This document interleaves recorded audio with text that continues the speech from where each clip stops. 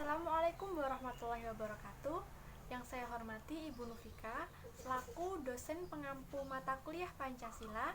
Di sini saya Rizkia Nuraini dengan NIM 20150170039 dari program studi biologi Fakultas Sains dan Teknologi Terapan Universitas Ahmad Dahlan izin menyampaikan video untuk memenuhi tugas akhir berkaitan dengan implementasi Pancasila. Pada kesempatan ini, saya akan terfokus pada implementasi Pancasila pada sila kelima. Nah, sebelum kita menuju ke sana, coba kita pahami dulu sebenarnya Pancasila itu apa sih? Pancasila itu merupakan pilar ideologis bangsa yang di dalamnya berisi mengenai 5 sila yang dijadikan sebagai landasan dalam kehidupan berbangsa dan bernegara. I.R. Soekarno mengatakan bahwa aku tidak mengatakan akulah yang membuat Pancasila, tapi aku coba untuk menggali bumi sedalam-dalamnya tradisi-tradisi kami dan aku temukan 5 mutiara yang berharga. Maksud dari perkataan I.R. Soekarno ini adalah bahwa Pancasila yang berisi 5 sila itu tidak diciptakan secara sembarangan oleh I.R. Soekarno, tapi I.R. Soekarno berusaha untuk menjelajahi bumi Indonesia dan beliau menemukan sesuatu yang sudah ditanamkan oleh bangsa kita sendiri sejak dahulu, yaitu 5 sila yang dirangkum dalam Pancasila tersebut, yang berisi sila ketuhanan, sila kemanusiaan, sila persatuan, sila kerakyatan, dan sila keadilan. Sedangkan Bapak Sujiwo Tejo selaku budayawan Indonesia mengatakan bahwa Pancasila itu dasarnya ada pada sila pertama sampai sila ketiga, tujuannya ada pada sila kelima, dan cara mencapainya ada pada sila keempat. Perkataan Bapak Sujiwo Tejo ini dapat diartikan bahwa ketika kita sudah memahami betul sila ketuhanan, kemanusiaan, dan persatuan, lalu kita mencapainya dengan cara musyawarah mufakat, maka kita dapat mencapai tujuan yang tertuang pada sila kelima, yaitu keadilan yang merata, keadilan bagi seluruh rakyat Indonesia. Nah, sedangkan lambang dari Pancasila itu adalah burung Garuda berwarna emas yang membawa perisai seperti jantung dan di kakinya mencekam pita bertuliskan Bhinneka Tunggal Ika. Nah, pada perisai ini ada 5 lambang yang mengisyaratkan mengenai tiap-tiap sila pada Pancasila. Nah, pada sila kelima ini dilambangkan oleh padi dan kapas. Kenapa padi dan kapas? Karena padi dan kapas ini menggambarkan kebutuhan pokok manusia, yaitu sandang dan pangan. Sila kelima yang berbunyi keadilan sosial bagi seluruh rakyat Indonesia bermakna bahwa setiap warga Indonesia harus mendapatkan perlakuan yang sama di bidang politik, hukum, kebudayaan, ekonomi, dan kebutuhan spiritual sehingga tercapai masyarakat yang adil dan makmur. Nah, berikut merupakan implementasi Pancasila pada sila kelima. Butir yang pertama yaitu menjaga keseimbangan antara hak dan kewajiban. Di sini kita tidak boleh hanya mengedepankan hak-hak kita saja. Kita juga harus menyeimbangkannya dengan kewajiban-kewajiban yang melekat pada diri kita. Karena tanpa kita sadari, pada dasarnya hak dan kewajiban itu merupakan suatu hubungan timbal balik. Ketika kita sudah melaksanakan kewajiban kita dengan baik, maka kita juga akan mendapatkan hak-hak kita. Butir yang kedua yaitu menghormati hak orang lain.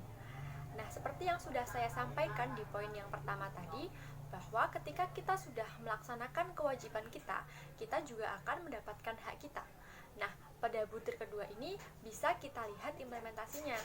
Ketika kita sudah melaksanakan kewajiban kita untuk menghormati hak orang lain, maka kita juga akan mendapatkan hak kita, yaitu berupa kita juga akan dihormati haknya. Seperti itu. Jadi memang seperti itu hukumnya. Hak dan kewajiban ini hubungannya memiliki timbal balik. Nah, jadi kita harus menyeimbangkan antara hak dan kewajiban. Itu adalah kunci utama agar kita mendapatkan hak kita secara utuh. Yang ketiga yaitu tidak merugikan kepentingan umum. Kita sebagai makhluk sosial tentunya akan sangat sering berinteraksi dengan orang-orang baik yang ada di sekitar kita maupun yang tidak kita kenali. Misalnya keluarga kita, saudara-saudara kita, tetangga-tetangga kita, teman-teman kita, atau bahkan orang-orang yang ada di luar sana. Nah, untuk itu, karena kita sering berinteraksi dengan mereka, kita harus selalu menjunjung tinggi sopan santun baik dalam bertutur kata maupun bertingkah laku agar kita selalu menghormati kepentingan orang lain. Karena tentu saja setiap dari kita memiliki kepentingannya masing-masing. Misalnya ketika kita berada di jalan, kita jangan sampai berkendara secara ugal-ugalan dan merugikan orang lain, bahkan sampai terjadi kecelakaan.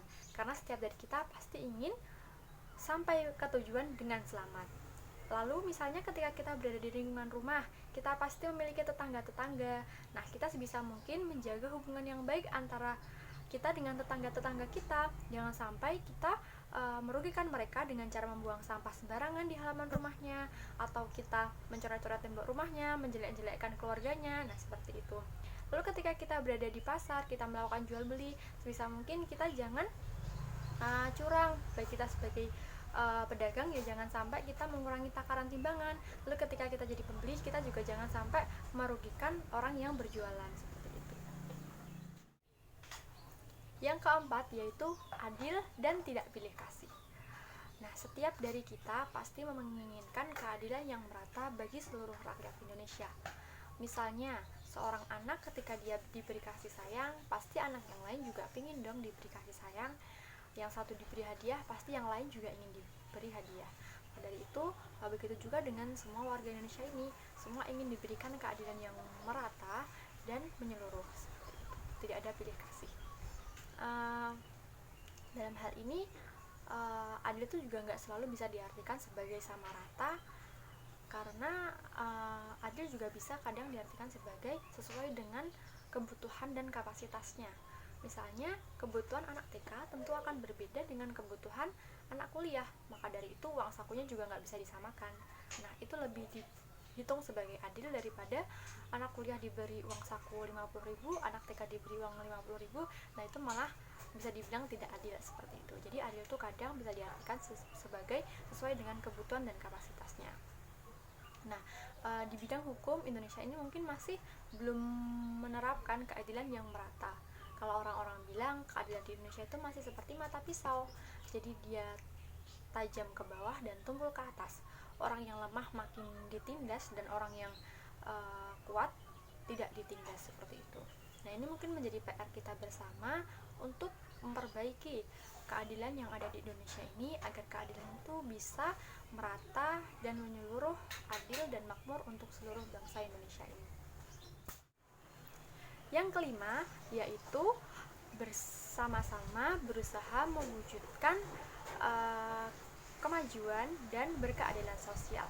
Butir ini menghendaki kita untuk bersama-sama bergotong royong dengan warga Indonesia untuk membangun Indonesia yang lebih maju dengan cara bergotong royong dan bekerja sama.